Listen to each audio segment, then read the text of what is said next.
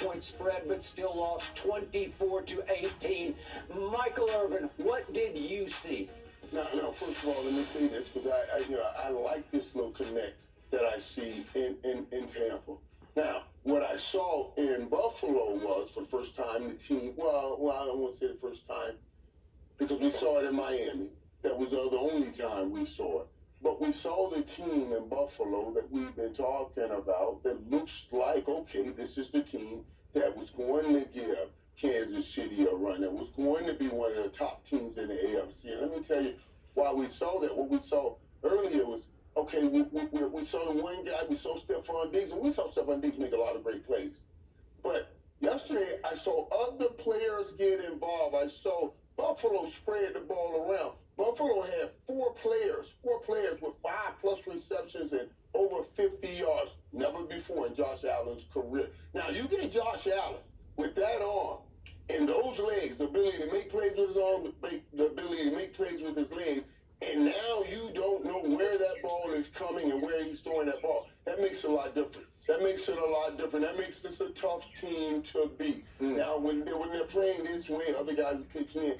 They can put up easily 30 points. I know they only put up 24 last night, but they can put up 30 points. It's going to take that key to keep them in the race with those top teams in the AFC, like Kansas City and that team that I'm falling in love with, that Skip picked, man, Baltimore Ravens. I need to see one more week out of them. We'll talk about that later. All right. We'll talk about that later. But they did look good last night, and they spread the ball around. That's the key. No, they absolutely look good. And this Jekyll and Hyde effect that they've had all season long, you lose to a team that you probably shouldn't lose to, then all of a sudden you bounce back and you reel off a couple victories. This is the opportunity for them last night. This was the opportunity for them last night to do it again. And so they took care of business against the Tampa Bay Buccaneers. It was balanced on both sides of the field. I'd like to see them run the football out of the backfield with James Cook a little bit more. I don't want to take anything away from Josh Allen's legs, but I certainly don't want my quarterback having to run the football nearly as much, even though he's dynamic when he does it.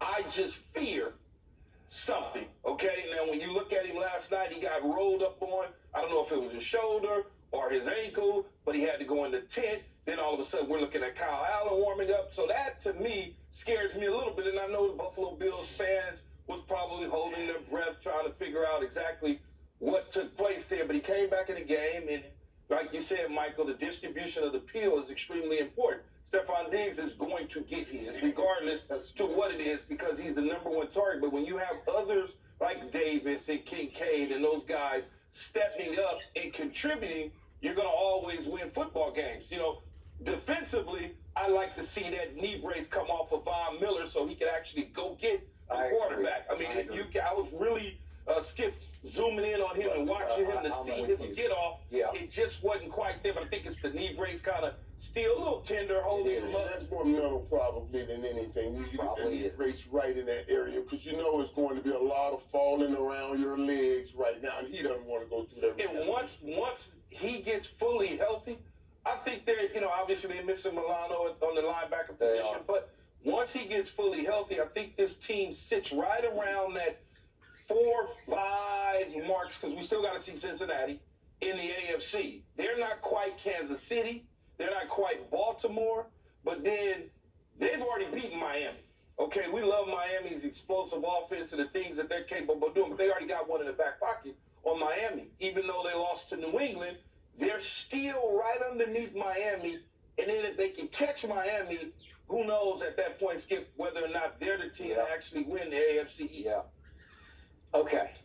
I appreciate everything you both said about the Buffalo Bills. I'm going to be Baker-centric because I do love me some Baker Mayfield, and I'll be the first to admit to you, his career is teetering as we speak. I thought he played okay last night. He did some good things, and he did some not so good things. And I'm going to remind everybody, his rushing game, his running game ranks 29th in the NFL because they just can't run the football. And I'm going to remind everybody that their leading sacker is Vita Vea, and he did not play last night, so they have little to no pass rush because there were times Josh Allen just stood and stood and stood back there until he finally decided to hit somebody with a wide open pass. All right. The weird thing about Baker Mayfield is he can struggle through points of the game, but late in games, he gets weirdly clutch because he guts it up and he plays hard and he gets a little like psycho, and it's almost like a little Tebow-esque where he gets more accurate late in games than he was during the bulk of the game. So late in the game, he starts dropping some dimes, and he threw one. If I could show you this one's to Mike Evans that was not caught in the back of the end zone, that would have given him a little more time, maybe to make this a football game. But it's still 24-10. He throws a deep ball to Mike Evans. I thought this was a heck of a throw. This hits Mike Evans in the hands. I know it's a tough catch, but you guys make that catch. I think you do, because it hits Mike in the hands. He's really good. You know, again, is he going to be able to toe tap? It's a close call. But my point is, that's a good throw. It's a good throw. He threw it where only his guy That is can catch it. correct. That is correct. The problem with that particular catch, though, Skip, is it's at the fingertips. So if it's at the fingertips, the defender is not in the palm, it's at the fingertips. So the fingertips are a lot weaker than the palm of the hand, so the defender could swipe through and it came out of it. Scared to extend any more because you're right toe tapping that line. If you extend any more, you Okay, so then Baker got a little lucky on a throw to Mike Evans that scored a touchdown because it hit the Man, defender's helmet. that throw, though, when it left his hand, based on the way he matriculated the football, I said, oh, that's a touchdown. I swear, without getting me, I'm like, oh, that's a touchdown. And then the 2-point try, it gets tipped up in the air and K-Dot and catches it. Okay, it's a little lucky, but all of a sudden, it's a 6-point game. Yeah. And all of a sudden, on a third down play, Buffalo cannot get the necessary yards, and all of a sudden, they're faced at midfield with, should we go for this and end the game? And they punt. All right, so all of a sudden, Baker's got one last gap, and he hits 3 straight passes for about 20 yards, and then we get to a Hail Mary. You guys, you know Hail Marys. Keyshawn, you know Hail Marys from both sides of the ball because you defended Hail Marys as well as caught them. This is, talk about a heck of a throw. This is a sensational Hail Mary throw. Baker has to duck the rush and step up under and get a little momentum forward, which helped get a little more muscle behind the ball, get a little more on it, and it drops to nobody in the middle of the end zone. Chris Godwin could not find it. I don't know if he lost it in the lines. He got turned around. What you want to do, though, it's like you just reach out and catch. What you want to do is you want to turn around before you enter into the end zone. Okay, good About point. the 1 yard line, you kind of want to start to track the football, Find the football. if you can. And then Mike Evans on the flip side of things, he actually should be the guy in the middle as the jumper. There's a point man. You go back, you'll see at the beginning, the point man lines up in the middle. He's going to go all the way down. That's Mike Evans, I would imagine, because he's the big guy. And he's supposed to turn around. Now, Godwin should go in back of the point man just so he can tip the ball back, and the other receivers in front of the point man so he can tip the ball forward. That's the strategy. They're almost there. If you see the guy in front, I don't know who that is, but he's been doubled. So he can't get there. He falls on the ground. And let me explain something. Let me say, Skip, I hated that. Because most receivers do. You see what they're doing? See, I liked it, though. See that push. You see how they're pushing Mike Evans? They're just pushing him all over the place. Because the point man, they're smart enough to know we got to keep the point man off the point.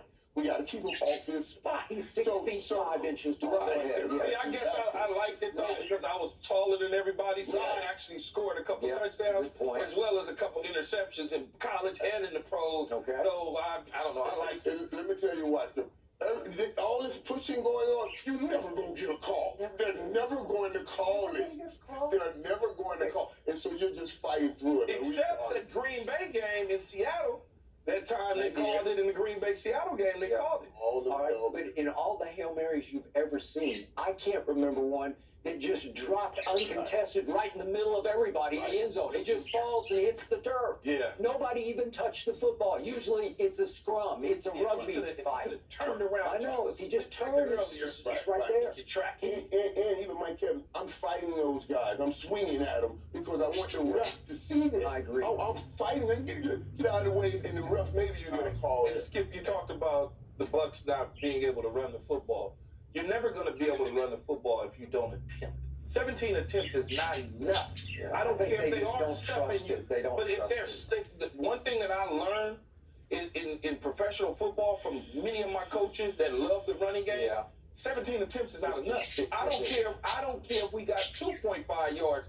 Stick with it because one or two or three of them at some point Yeah. is going to pop. I don't want Baker Mayfield throwing the football 42 times. Right. I know you love him. I like him, but I don't want him throwing 42 times. I'm with Give you. me some I got it.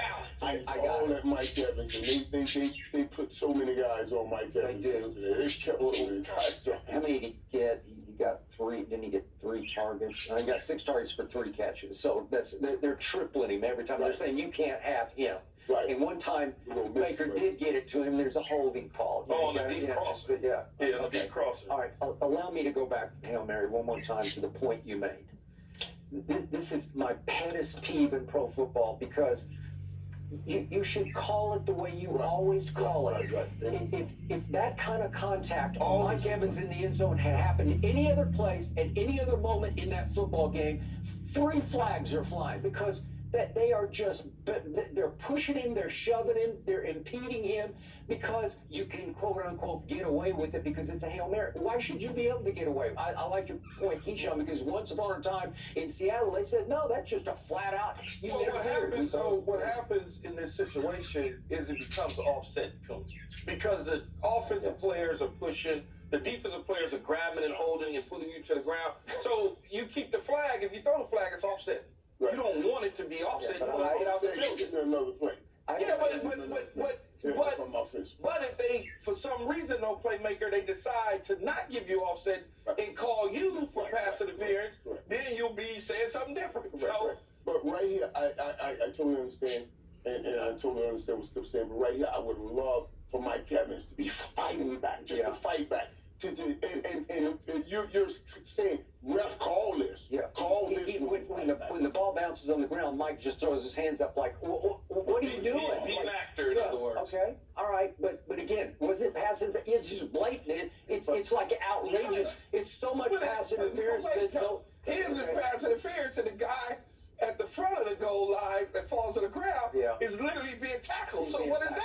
that? I don't mean, know. you can't call it. Is it just because it's in Buffalo and the crowd No, is he's being crazy? tackled. No, I got I it. think that's Kate out, and he's being tackled. Being tackled. But I'm just saying, this is Buffalo, and I don't think they want to end the game with a penalty and give Baker one play from the 1 yard line. No, they're never gonna call it. The last time I saw it ever called was in Seattle. Yeah. Skip. They just won't call it. You said last time, you really probably the only time. Maybe that really means. that may be the case as well. May be Okay, the case as well. could Baker have gotten the ball in the end zone from the 1 with one more play? I don't know, but I'd like to have seen it. I would like to have seen it because I think he deserved one more play. The point is, they have now fallen to 3 and 4, have the Tampa Bay Buccaneers. And that's the question, Skip. Does he deserve what you see so 11. far another year? Let's go Saints. Yeah, I know. You're back in business now. Let's go Saints. Those ain'ts, they're back in business. So I thought for a while Tampa was going to take control. It looked like they had taken control. So now we're to Baker's career.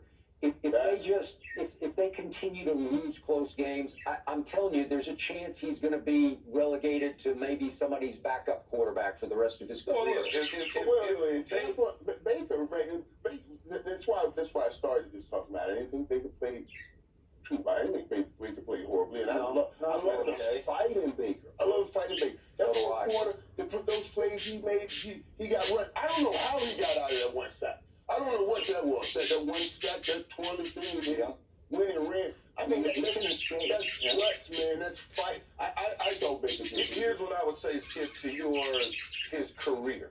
What I see happening is, as time goes on, and they continue to not put the wins on the board, they'll go to Trask because they need to see what he looks like. Probably. But if he continues to keep them in contention, Yeah. because this is a sorry division, and they stay in contention, he'll have an opportunity to be back in Tampa as a quarterback. They may draft a guy, they may look to get a veteran, whatever the case is, to compete with him. But I think if he can keep them in contention, he'll have an opportunity. If not, then what you said is true. He will probably be moving on Yeah. if he wants to continue to play football Yeah. and be somebody's potential Yeah. backup until something goes wrong where he becomes a starter. I love Tampa.